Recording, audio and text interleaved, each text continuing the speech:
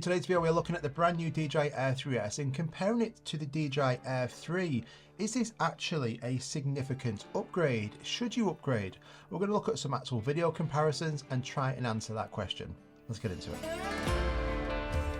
So the Dji Air 3 was a phenomenal drone, and it still is. It completely changed my mind on the Air series, and because his drone was that good, I rarely ever took out the DJI Mavic 3 Pro. There was no need. But now we have the DJI Air 3S. What is actually new on this, and how does it compare to the DJI Air 3? Now, the area that most people like to focus on is the camera. Is the camera on the Air 3S much better over the DJI Air 3? DJI Air 3 is a dual lens camera. Now, the main camera on here was a 1/1.3 inch 48 megapixel f1.7, pretty much identical to the camera that you have on the Mini 4 Pro. Now, the big deal on the DJI Air 3S, the main camera on here, it's now a 1-inch sensor, f1.8 50 megapixel.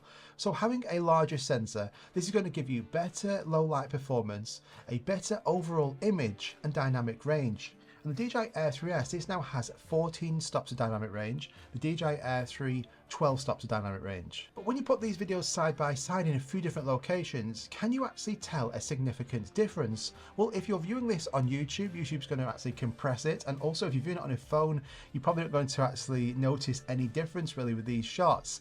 I can see a difference, maybe a subtle difference on the DJI Air 3S over the Air 3. There is better quality, better dynamic range in the highlights and the shadows, and it doesn't look as artificially sharp as on the DJI Air 3. Now, having a larger sensor is definitely better. The bigger the sensor, the better, so that is a decent improvement. And also by having a higher megapixel, albeit just 2 megapixel, if you're going to actually digitally zoom in afterwards, then you're going to get better quality. So in relation to camera resolution, 4K 60 HDR, 4K 60 HDR, that is the same, but the ISO has been increased on the Air 3S from 6400 up to 12800 in normal, and in D-Log-M and HLG it's been increased from 1600 to 3200. So definitely ISO performance better on the Air 3S, but what about slow motion? Well, that's exactly the same. 4K 120, 4K 120, and 1080p 240 on both of these drones.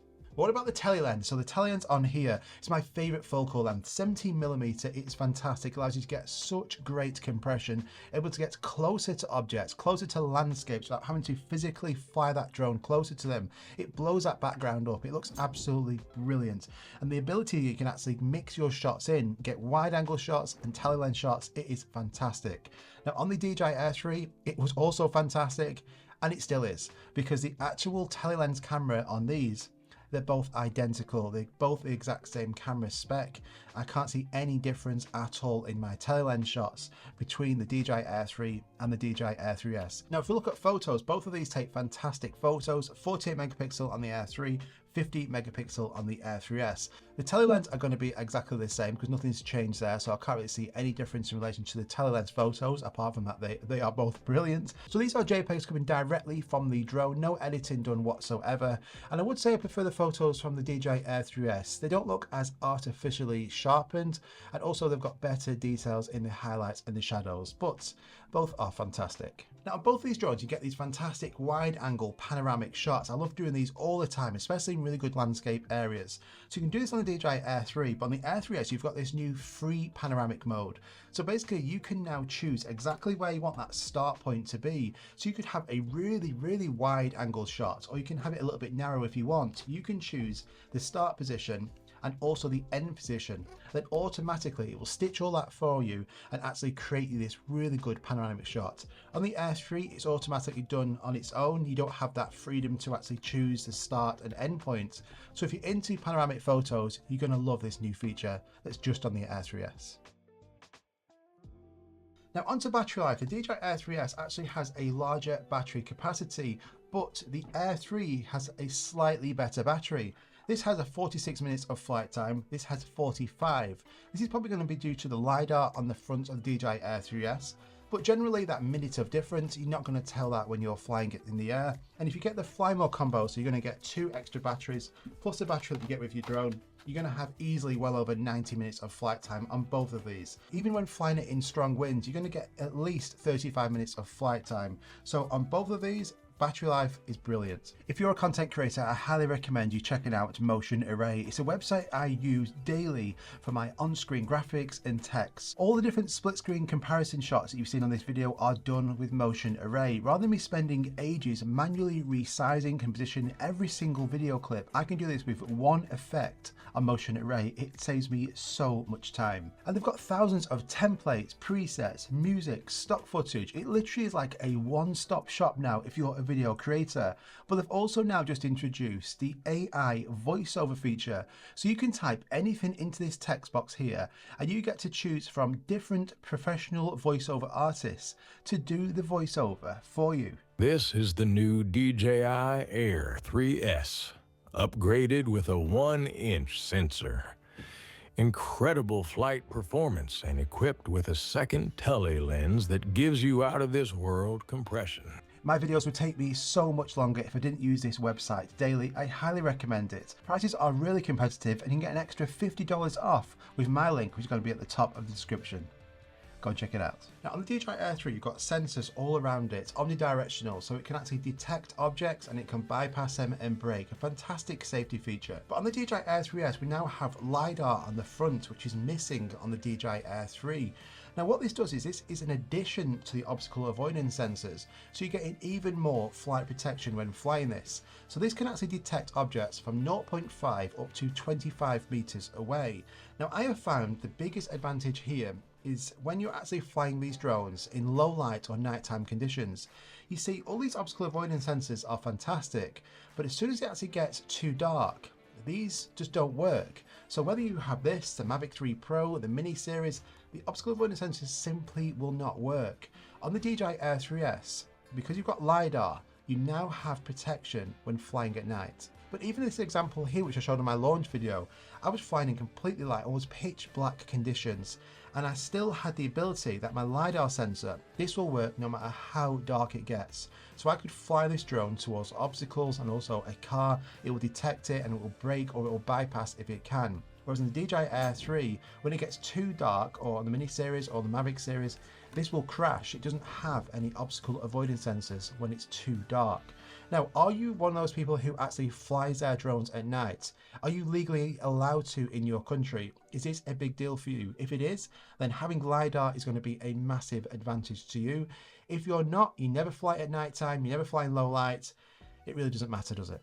This also means if you're flying at night, you lose connection. Your Dji Air 3 will start to return back to you, but none of these sensors will be turned on, so it could crash. Whereas on the Dji Air 3S, this will return back to you, but will have the LiDAR activated all the time, daytime and nighttime. So it will detect objects. If it's returning back to you, it will actually bypass them. So it's a lot safer when doing return to home at night.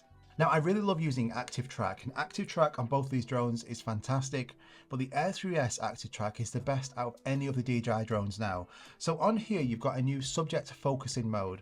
So all you do is get your controller, and on the screen on the left-hand side, you'll see this little icon. So you click on there, and that will automatically now detect any objects it thinks it can track, and it locks onto them so well now. So it's really hard to actually get this drone not to track you once it's locked on. It sticks to you even at a distance. You can't do that on the DJI Air 3. On the Air 3, what you do is you actually just drag a box around you or that object, and it does lock onto you really good. The ActiveTrack on here is great, but it's not as good as on the DJI Air 3S. It's also got a new aesthetic auto mode as well. So once it's actually detected you, it will actually pop up and ask you to press the C1 button. So you hit that on the back of the drone, and the drone will then go into this automatic mode. So just similar to master shots and quick shots, it will do all of these different flying modes, but keeping you composed and centered. And this works whether you're actually walking or on a vehicle as well. So in terms of actual ActiveTrack performance, already those are two new features. But I really do like doing ActiveTrack when I'm on a vehicle. Now this could be a bike, could be a car, and the ActiveTrack now is even better. Now on the DJI Air 3, what you do is you drag a box around that vehicle and it will actually track it. You could choose anywhere on a 360 clock face, and it was great, but it was limited to just one distance away. Now on the DJI Air 3S, you can actually choose on that clock face again, 360 degrees, where you want the drone to be angled at. But now what you can do is, just like if you was walking, you could choose to have the drone close or far out as well. And also they've increased the speed of how it tracks vehicles as well. So this can now track up to 15 meters per second, which is about 33 miles per hour, an increase over the DJI Air 3. So I was really trying in this example to actually lose it, and you just can't. It actually holds onto you really well. Unless you're going over 33 miles an hour, then yeah, you might lose it. But up to them speeds, this is a fantastic drone. In terms of tracking, nothing comes close to this now. This beats the Mavic 3 Pro, the mini series. This is simply the best for tracking. Now in terms of the weight of these drones, 720 grams, 724 grams. So you're not really going to tell any difference there. The DJI Air 3, this has 8 gigabytes of internal storage, which is great. If you forget your memory card, this has internal memory where you can actually store your photos and videos to that. But on the Air 3S, this has 42 gigabytes. That is a really decent number. I forgot my memory card so many times, and the ability that if I do forget it, I've got 42 gigabytes, which is more than enough. So what's actually the same on here? Well, they can both film in vertical video modes up to 2.7K. That hasn't changed. Neither of these can actually support vertical photos. The cameras don't rotate on either of these. And they've both got the exact same wind performance rating as well. So these drones are like tanks in the air. These are fantastic. So you can fly these drones in really windy conditions and have no problems at all. And that is what the main advantage I love over these, over the mini series, is that it gives you that confidence to fly these in windy areas that you simply can't on the mini drones. And they've both got the exact same color profiles. So you have D-Log M 10 bits. This captures 1 billion colors. It is fantastic, especially for color grading. You have HLG, and you've also got the exact same OcuSync 4 transmission system. So the same actual distance you can fly these, pretty much the exact same batteries, and they both support the DJI RC2 controller. So the controller with the actual external antennas, the built-in screen.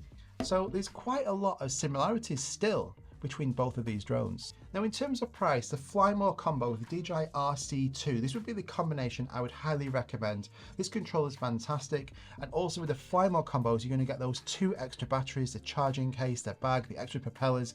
100% if you can get the Fly More combo. So the price of that is $1,599 or £1,439. Whereas on the DJI Air 3, you can also get the DJI RC2 Fly More combo. But because this has been out over a year, you can find this on sale obviously a lot more places, and it's generally around about $300, £300 less than the new DJI Air 3S. So is the DJI Air 3S actually a decent upgrade over the DJI Air 3?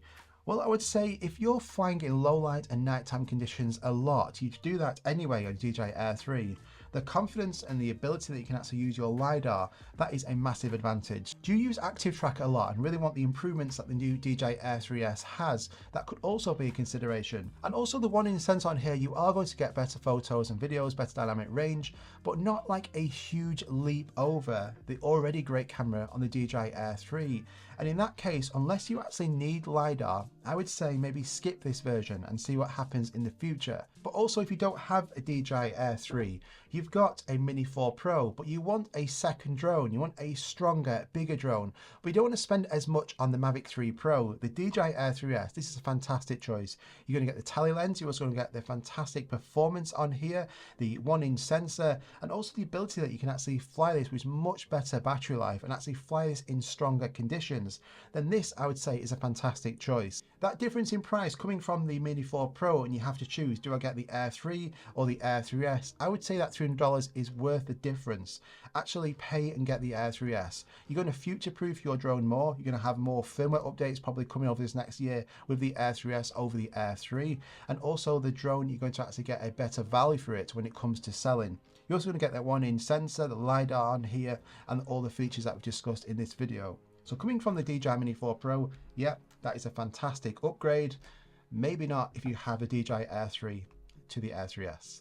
But let me know in the comments down below, what do you think? What do you think of the DJI Air 3S? Have you got an Air 3 you're considering upgrading? And also if you've got any more questions on the Air 3S, just let me know in the comments down below. I'll try and actually answer everybody here. I hope you enjoyed this video. If you did, do me a favor and hit that like button. It really does help out.